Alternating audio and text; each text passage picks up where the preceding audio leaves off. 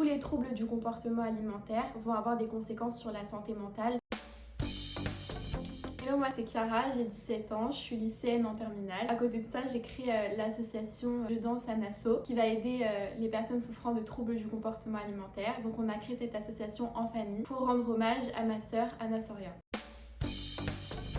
Les troubles du comportement alimentaire sont de vraies maladies mentales qui se caractérisent de plusieurs façons. Tout d'abord, il y a l'anorexie qui est un besoin de contrôler son poids et un besoin de maigrir à tout prix. Ensuite, nous avons la boulimie qui va se traduire par des crises incontrôlables à répétition et où la personne, après ces crises, va avoir un besoin d'évacuer tout ce qu'elle a consommé par du sport, par des vomissements, des laxatifs, et l'hyperphagie qui est le troisième trouble du comportement alimentaire donc principal qui va se traduire donc par des crises de boulimie mais sans contrôle du poids.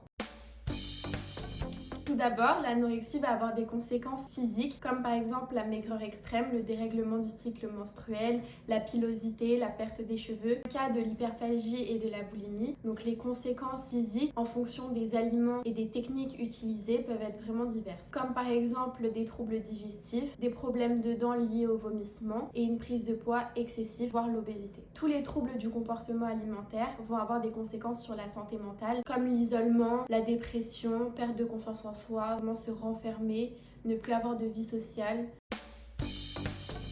Mes conseils pour que vous sortez des troubles du comportement alimentaire, c'est tout d'abord de s'entourer de bonnes personnes, de vous entourer de votre famille. N'ayez pas honte d'en parler parce que c'est très important. D'aller voir même un médecin, des psychiatres, des psychologues, des nutritionnistes qui pourront vraiment vous aider à vous en sortir.